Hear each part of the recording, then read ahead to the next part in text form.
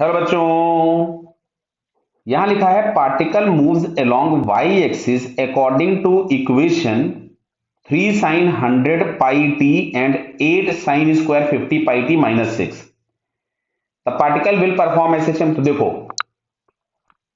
अगर हम इस पूरे रिलेशन को सिंगल साइन या सिंगल कॉस में कन्वर्ट करके लिख पाए तो ये एसएचएम होगा, और नहीं लिख पाए तो एसएचएम नहीं होगा। तो कोशिश करते हैं अपन, देखो फिर आगे की बात और ऑप्शंस की करेंगे हम लोग। तो y इज इक्वल टू लिखा है 3 sign 100 pi t plus 8 sine square 50 pi t minus 6। तो देखो, अच्छा इसको हम ऐसा लिख सकते थे क्या, 3 साइन 100 पाई टी प्लस, इसमें से मैं 4 बाहर कर दे रहा हूं, इसको मैं लिख रहा हूं 2 साइन स्क्वायर 50 पाई टी। ऐसा क्यों लिखा? क्योंकि हम लोग जो हाफ एंगल वाली आइडेंटिटी होती है उसको यूज करेंगे। किसको? यहां से हम लोग लिख सकते थे cos 2 theta is equals to 1 minus 2 sine square theta. तो 2 साइन स्क्वायर थीटा की जगह पे हम लोग लिख सकते हैं 1 माइनस कॉस 2 थीटा। समझ में आ रहा है क्या? तो अब यहां पे हम लोगों ने इसको ऐसा लिख दिया 3 साइन 100 पाई टी बराबर है बेटा प्लस 4, और इसकी जगह पे हम लोगों ने लिख दिया ये 1 माइनस कॉस 2 बोले तो ये हो जाएगा 100 पाई टी बराबर है ना, ये हमारे पास थीटा था, तो इसको हम 2 से मल्टीप्लाई कर दिए माइनस 6। चलिए और आगे आते हैं, 3 sign 100 pi t plus 4 minus 4 cos 100 pi t minus 6।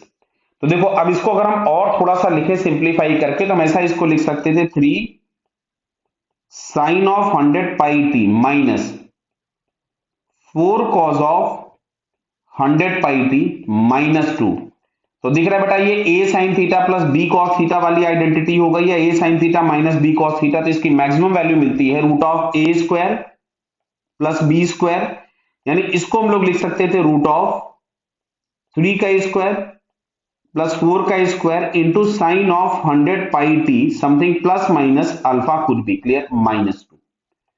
तो ये हम लोगों के पास आ गया यहां से 5 sine of 100 pi t plus some alpha minus 2। तो ये इक्वेशन हो गई। अब देखो, ये इक्वेशन एक एसएचएम की है जिसका एम्पलीट्यूड 5 है, मीन पोजीशन -2 पे है, फ्रीक्वेंसी एंगुलर फ्रीक्वेंसी 100 पाई है। तो ये सारी चीजें हम लोगों को मिल गई। अब जरा ऑप्शंस पढ़ते हैं हम लोग।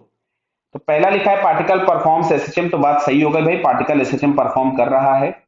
Amplitude of the particle is 5 centimetre, बात सही हो गई क्योंकि ये 5 दिख रहा है हम लोगों को। एम्पलीट्यूड क्या होता है? अगर कोई ट्रिग्नोमेट्रिक एक्सप्रेशन गिवन है तो जो भी ट्रिग्नोमेट्रिक टर्म का कोफिशिएंट होता है वो एम्पलीट्यूड होता है। जैसे यहां पे हमको दिख रहा है ट्रिग्नोमेट्रिक का कोफिशिएंट 5 है, तो इट्स एम्पलीट्यूड इज 5, क्लियर है। नेक्स्ट आते हैं, mean position is at y is equal to -2। देखो मैं पहले बोल चुका था, मीन पोजीशन कैसे पता चलती है? जो ट्रिग्नोमेट्रिक टर्म दिया है उसको जीरो कर दो पूरे को, अब जो भी चीज बचती है वो मीन पोजीशन, अगर कुछ नहीं बचा तो मीन पोजीशन जीरो पे है, बराबर है। तो यहां बच रहा था -2, तो मीन पोजीशन आ गई। Particle does not perform SHM, गलत हो गई बात। तो भाई यहां से अगर हम लोग चेक कर रहे हैं तो हम लोगों को ए, बी एंड सी आंसर्स इसके करेक्ट दिखते हैं। ओके बेटा, ऑल द बेस्ट।